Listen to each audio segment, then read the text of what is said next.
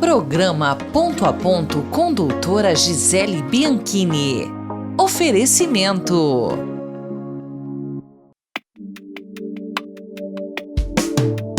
Viver bem, morar bem, é ser feliz todo dia.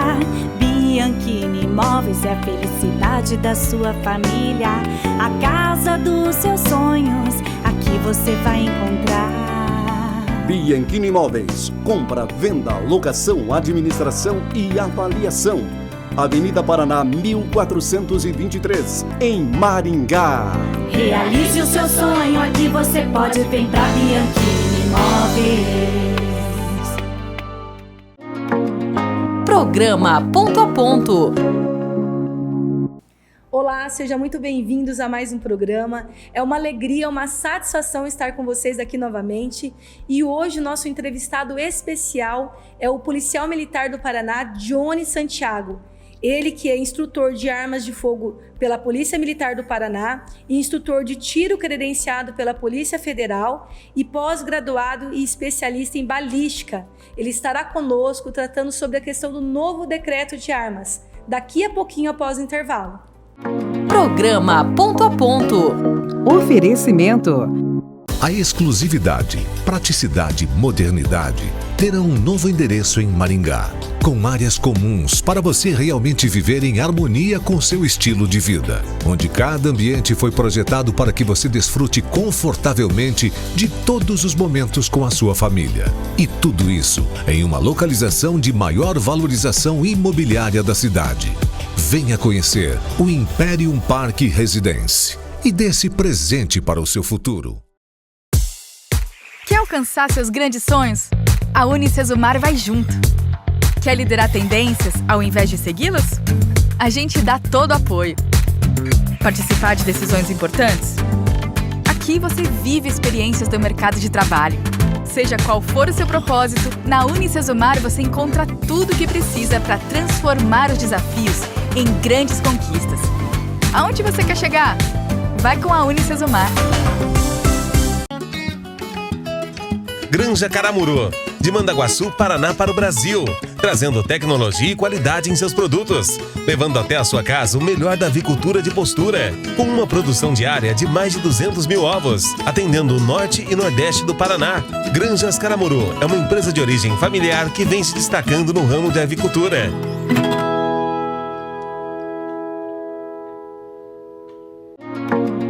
Programa Ponto a Ponto.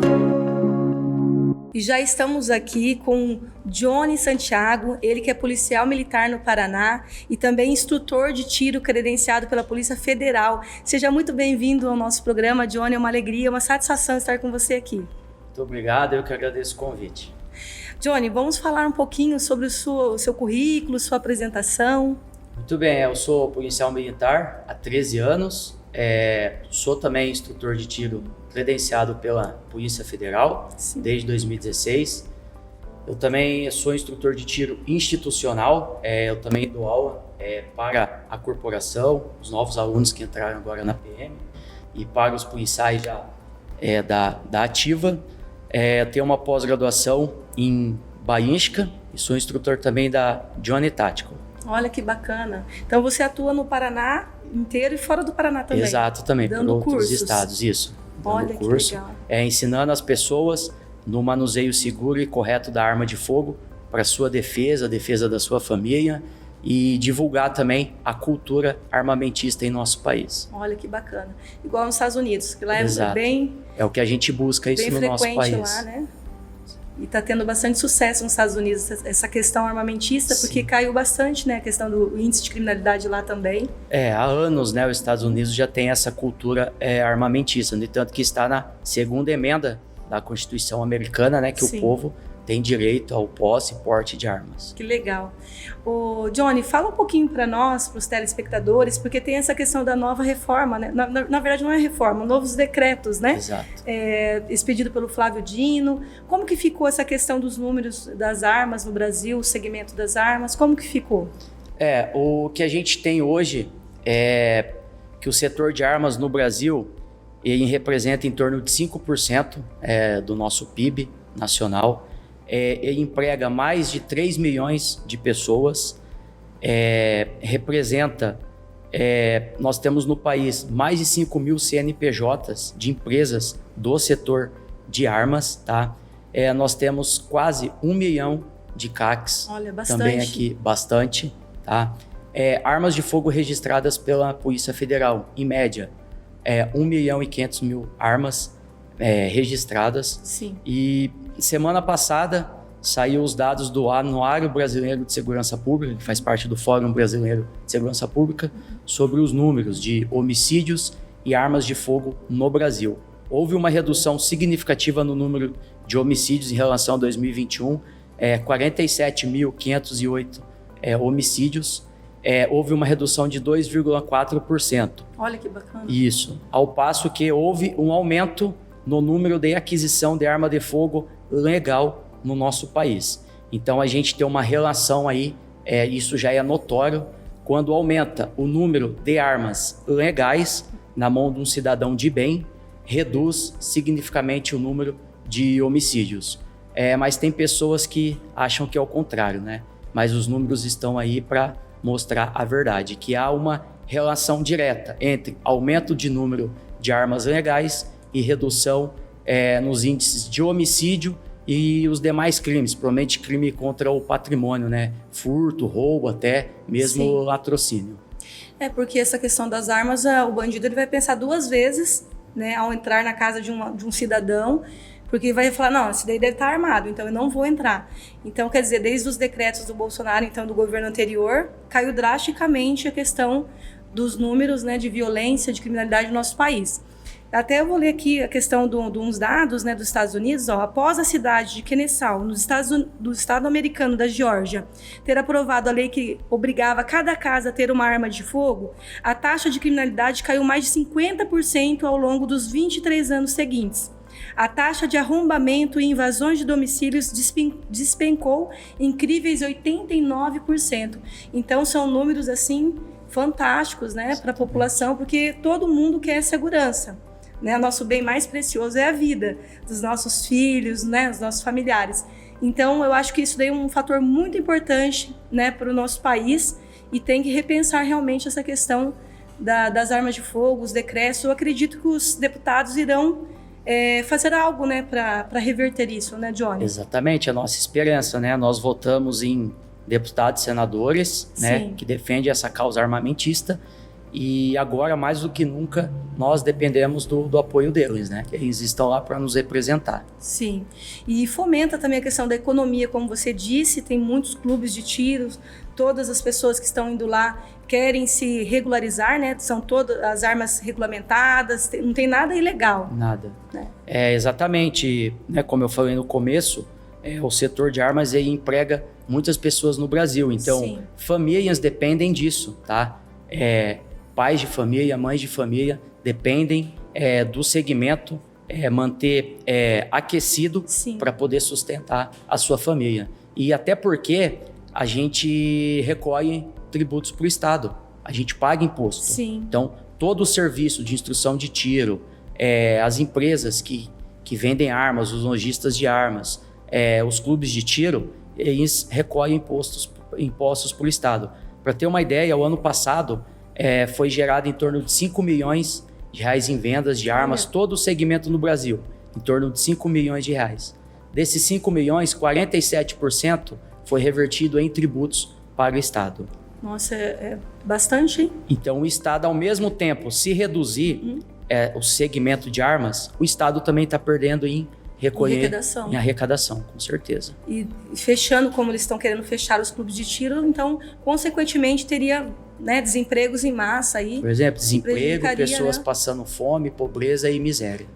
E não é o que a gente quer. Não, com certeza. Porque são cidadãos mesmo de bem, trabalhadores, que apenas quer viver dessa cultura armamentista de trazer paz, né? Porque eu falo, arma de fogo é paz. Precisa de arma de fogo para manter a paz. Sim, a sua segurança pessoal, da sua família, né? É importantíssimo. E acima de tudo, a nossa liberdade, né?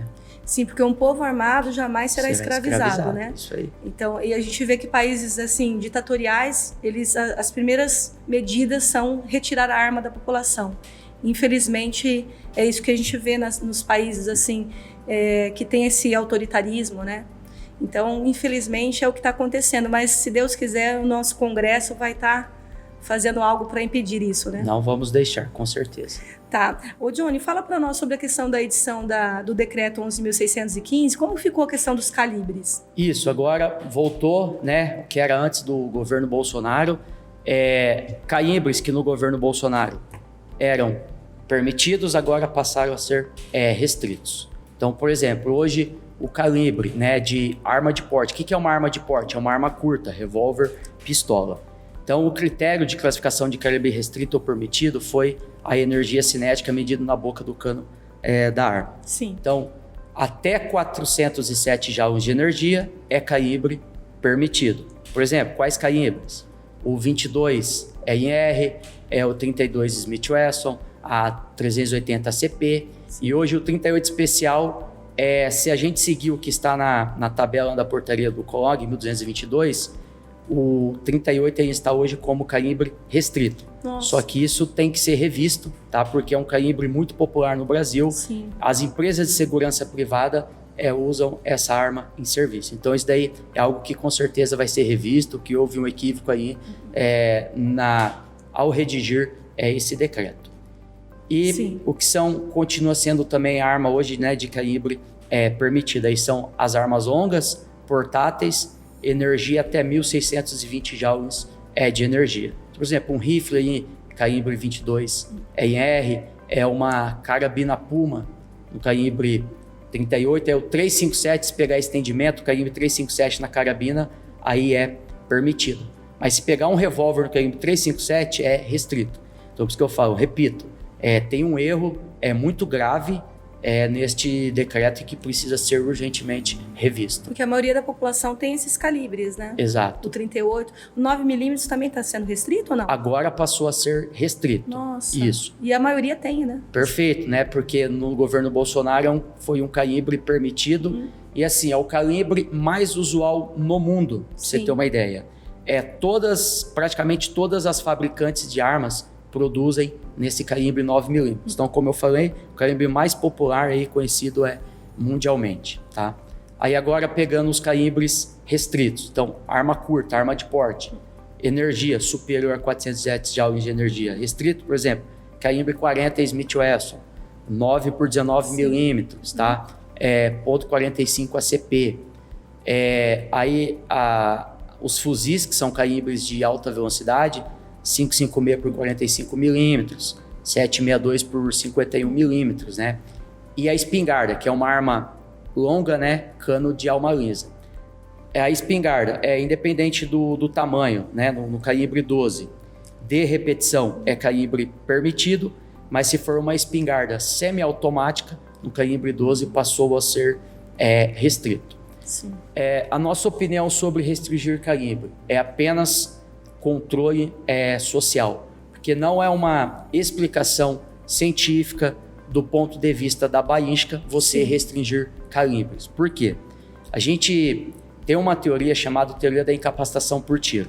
São necessários 3 fatores, tá? Primeiro fator, que é a localização, aonde esse tiro acerta. Segundo fator, penetração, a quantidade suficiente que esse projétil deve penetrar. E o terceiro é diâmetro da lesão. Então, voltando no primeiro fator, que é a localização. Um tiro no centro de massa, coração, ou um tiro, né, na cabeça, chamado coluna cervical alta, qualquer calibre na coluna cervical alta, C1, C2, C3, ponte, bulbo, cerebelo, qualquer calibre, do ponto .22 ER até um 7,62 por 51, que é um calibre de fuzil alta velocidade, vai causar uma incapacitação instantânea, imediata, tá? E se a gente pegar no terceiro fator, que é o diâmetro da lesão, tá? Quanto maior o diâmetro da lesão, mais rápido para causar o choque hipovolêmico. Então, se a gente pegar o calibre 9 por 19 milímetros, o 38 especial, 380 CP, 357 Magnum, eles têm o mesmo diâmetro do calibre, tá? O que diferencia? É a massa do projétil e a quantidade de pólvora, né? Porque tem 2 sistemas de nomenclatura de calibre, que é o sistema métrico em milímetros e o sistema imperial em polegadas. Então, se a gente fizer a conversão de um calibre para o outro, é o mesmo diâmetro, entendeu? Então não tem explicação eles restringirem esse tipo de calibre. Exatamente. Aos olhos da balística, cientificamente falando, não há por que restringir. Que foi o que eu falei. A depender da localização do tiro, tá? Qualquer calibre vai incapacitar. Então é puramente controle social da população. E que antigamente era assim, né? Sim. Se a gente pegar no governo Getúlio Vargas, na época dele foi editado um decreto restringindo calibres, porque naquela época, né, a Força Pública de São Paulo, hoje a PM de São Paulo, na época eles tinham armas e calibres superiores ao do Exército Brasileiro. Sim. Então Getúlio Vargas, vendo isso, falou, vamos restringir calibres. Para você ter uma ideia, o calibre 380, que é um calibre anêmico, né, a teoria diz que é o mínimo exigido para defesa pessoal, era restrito, para você ter uma ideia. Então é puramente controle social. Sim. Fala um pouquinho para nós, para os telespectadores, Johnny, sobre a questão como faz para adquirir, né, uma arma de fogo pela Polícia Federal, quais os procedimentos, os requisitos, porque muitas pessoas têm essa curiosidade e a mídia, infelizmente, fala que é, né, algo assim que não é bom, né? Sempre para o lado pejorativo para as pessoas não adquirirem. E aí acaba deixando as pessoas vulneráveis, né? Então fala um pouquinho para nós sobre isso. Perfeito. A idade, 25 anos, tá? A pessoa precisa se sujeitar a 2 exames, o exame de capacidade psicológica, o exame de capacidade técnica do manuseio da arma de fogo, Sim. que é o exame que eu aplico, né? Forneço esse laudo, comprovar a necessidade de ter essa arma, comprovar o local seguro na residência para guardar essa arma, então tem que ter um cofre, Sim. tá? Precisa comprovar que você tem uma renda lícita, comprovar também que você possui uma residência, tá? Então são critérios rígidos no Brasil para você ter uma arma de fogo, né? Não é assim como se falava antigamente, liberou geral arma de fogo, não é assim não. O cidadão tem que preencher esses requisitos, são rígidos. Saber se ele é capaz também, capaz, né? Psicologicamente. E tecnicamente no uso da arma de fogo. Daí tem os treinamentos, né? Para as pessoas se aprimorarem. Perfeitamente. Porque a mídia fala que vai aumentar a criminalidade usando a arma, e é exatamente ao contrário, né? Eu Nós falo vimos pelos dados científicos. Perfeito, eu falo que uma pessoa armada, ela é uma pessoa consciente. Sim. Ela está consciente que ela está portando uma arma, então seu comportamento muda, né? As suas amizades mudam, isso se você porta uma arma de fogo, tá? Então os locais que você frequenta, eu não posso cometer um crime, tá? Uma contravenção penal, por exemplo, um crime de violência doméstica, porque eu vou perder minha arma de fogo, que eu vou ter antecedentes criminais, e um dos requisitos para você comprar arma de fogo é não ter antecedentes criminais. Sim. Então você pode perder sua arma. Então é uma pessoa muito consciente. Tá. E fala para nós também, John, sobre a questão do porte do CAC. Proibiu? Como é que ficou a questão do CAC? Isso, o porte de trânsito do CAC... Explica primeiramente para os telespectadores o que é CAC. Perfeito. É uma sigla, né? De colecionador, atirador e caçador. Sim. São pessoas que têm o CR, o Certificado de Registro, junto ao Exército Brasileiro, tá? Em 2017 foi editado a portaria do COLOG, a portaria 28, dando essa autorização para os CACs portarem a sua arma, uma arma curta, revólver pistola, carregada na cintura, no trajeto da sua residência até o clube de tiro, para fazer o treinamento. Né? Chamado uma guia de tráfego. De tráfego, aliás. Isso. Aí você tinha esse porte de trânsito. Sim. Então, no trajeto apenas da sua casa até o clube, você poderia transitar armado. Qual é o objetivo? Proteção do seu acervo, porque você está levando mais armas, Sim. munições para o clube, então para proteger o seu acervo. Tá? E agora, com esse novo decreto, né, na verdade, desde o começo do ano, né, caiu o porte de trânsito do CAC. Então, infelizmente, aí tem que ir pro clube com a arma descarregada, sem estar pronto uso, a arma na maleta e a munição separada dentro da sua respectiva caixa. Então, é um risco pro CAC esse trajeto estar desarmado. Sim. E qual que é o prazo de validade do registro? Houve uma mudança também.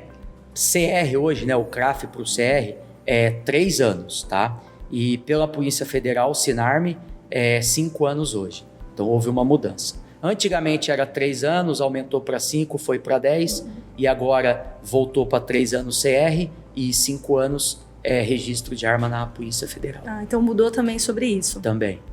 E a quantidade de munições também mudou, a quantidade de armas, né, de aquisições. Explica para nós como que ficou essa questão da aquisição de armas, a quantidade. Perfeito. A aquisição de arma pela Polícia Federal, Sinarme, Defesa Pessoal, apenas 2 armas de calibre permitido, né?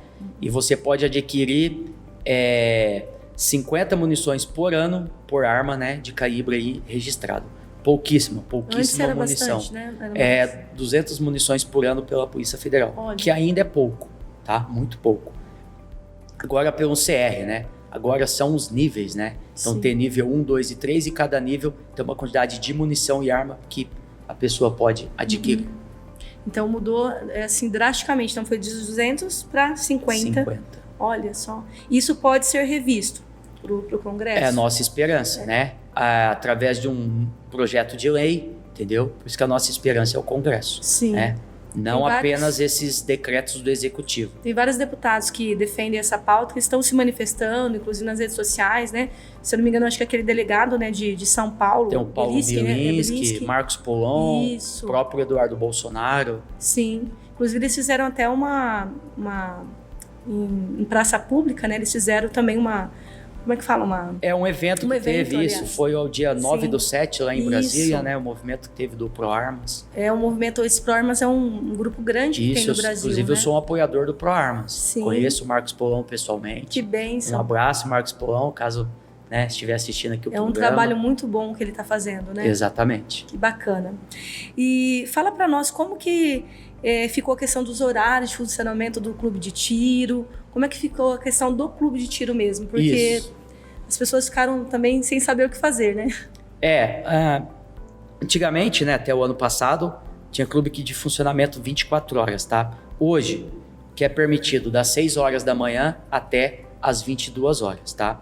E veio uma inovação nesse decreto, que é bizarro, é temerário, tá? Olha. Que não pode ter mais clubes de tiro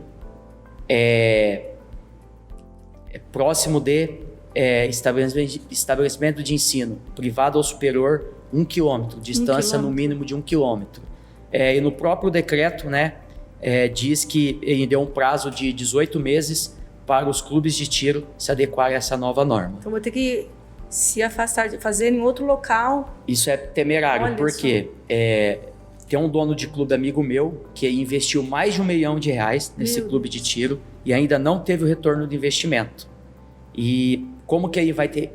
Sabe que ele vai ter condições financeiras de abrir um clube mais distante de 1 quilômetro? Nossa. Tá? Então é temerário isso. Outra situação. Muitos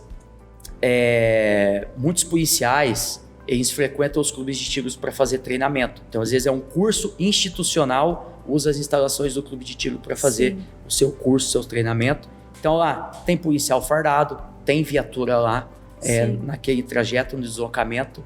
E é uma forma também de trazer segurança para aquele local. Sim. Tá? Então, aonde tem clube de tiro, tem segurança, inclusive para a vizinhança. Sim. Tá? Então a gente chama aí de uma externalidade positiva onde tem clube de tiro. Olha, o ponto bem positivo. Já eles estão vendo como um ponto negativo. Olha o contrário, isso tem uma externalidade positiva onde tem clube de tiro para a vizinhança, tá? Porque traz segurança. Repito, policiais, eles vão fazer os treinamentos, os cursos institucionais nos clubes de tiro. Porque às vezes tem algumas unidades de polícia que não tem o estande de tiro. Sim. Então os clubes de tiro fornecem o espaço. Então naquele redor traz segurança. Com certeza. Entendeu? Então a gente tem essas situações hoje de agressores ativos em escolas, tá? Então é uma forma até de diminuir. E agora pode potencializar isso. Meu Deus. Tá. E a gente vê que também a arma branca, né, que eles usam, né, para fazer essa questão da invasão das escolas. Então não é questão de ser arma de fogo. Então, assim, a gente não entende muito o que eles pensam, né, para fazer esses decretos, né, Johnny? E a população agora fica cada vez mais, assim, à mercê dessa criminalidade. Inclusive, vai estar soltando agora cerca de 100 mil presos, né? A gente não sabe por que está acontecendo isso. E desarmando a população. Então, a população em si brasileira está temerária, né, com o futuro do nosso país. O que você tem a dizer sobre isso? Exatamente, sobre a faca, né? Se a gente pegar o histórico de atiradores ativos em escolas, a maior parte foi usado faca, arma branca, e não arma de fogo. E as armas de fogo que foram usadas? Nenhuma arma tem procedência legal, são armas ilegais. Se a gente pegar a última situação que teve em Cambé, o agressor, 21 anos de idade. Sim. Pelo Estatuto do Desarmamento, quem tem 21 anos de idade, salvo quem é da área da segurança pública, não pode ter uma arma de fogo legal do país. Sim. Então a gente Lei vê... 10.826, né? Exatamente. Não pode ter. Então, essa pessoa, ele ilegal. não poderia estar com aquela arma, tá? Então, eu sempre falo, o mal não está no objeto, no instrumento, na arma de fogo, na arma branca. O mal está na pessoa. Ela apenas usa daquele instrumento para atingir o objetivo, uma maldade que é daquela pessoa. Sim. E a questão das escolas, assim, os pais estão com medo até de levar os filhos para as escolas porque não tem segurança armado. Então, é uma coisa assim muito delicada, porque o nosso bem mais precioso são os nossos filhos. Então, a gente vê guardas de trânsito com carros, né, caminhonetas novas, motos novas, e a gente não vê um segurança, né, na escola dos nossos filhos. Então, isso precisa realmente mudar no nosso país e, né, ter mais estratégias na área da segurança. Exatamente, para você ter uma ideia. Banco tem vigilante armado. Sim. Cemitério tem vigilante armado. Tá? Eu sou de Londrina, lá tem um cemitério que tem um vigilante armado. Nossa. E por que na escola não pode ter um vigilante armado? Sim. Tá? Que é o bem mais precioso, que são nossos filhos. É uma inversão total. Que é o futuro de valores, do Brasil, né? Aí na escola está o futuro do nosso país. Com certeza. Então tem que defender o futuro do nosso país. É o bem mais precioso, mais valoroso, né? Protegido constitucionalmente. Se o banco tem, por que as escolas, né, que tá o nosso bem mais precioso, mais valoroso, não tem? Então isso precisa, né, os nossos representantes legais, nossos deputados, senadores, eles precisam ter essa consciência e fazer leis realmente que venham proteger a população brasileira, porque do jeito que tá cada dia pior. Com certeza, e urgentemente precisa disso. Então tá, Johnny, nós chegamos no final, né, do nosso programa, infelizmente, a conversa tá boa, quero que você venha mais vezes aqui trazendo mais situações desses novos decretos, mas fala para nós, para os telespectadores que estão nos assistindo, as suas considerações finais, o que você deixa para a população, né, uma mensagem. Exato, o que eu espero do país é que a gente saiba votar bem, tá? Saiba votar bem e manifestar de forma pacífica, ordeira nas ruas, tá? Sim. Porque é inadmissível a gente ter um representante, né, que não tem idoneidade moral e ética. Então é isso que eu espero do nosso país. Luz no momento de votar, saber escolher bem quem serão nossos representantes, tá? Porque a arma de fogo está totalmente relacionada à política, né? Então quem trabalha com arma de fogo no Brasil é um setor muito instável, porque depende do cenário político. Sim. Se é um governo de direita, então é uma oportunidade para as empresas no seu planejamento estratégico.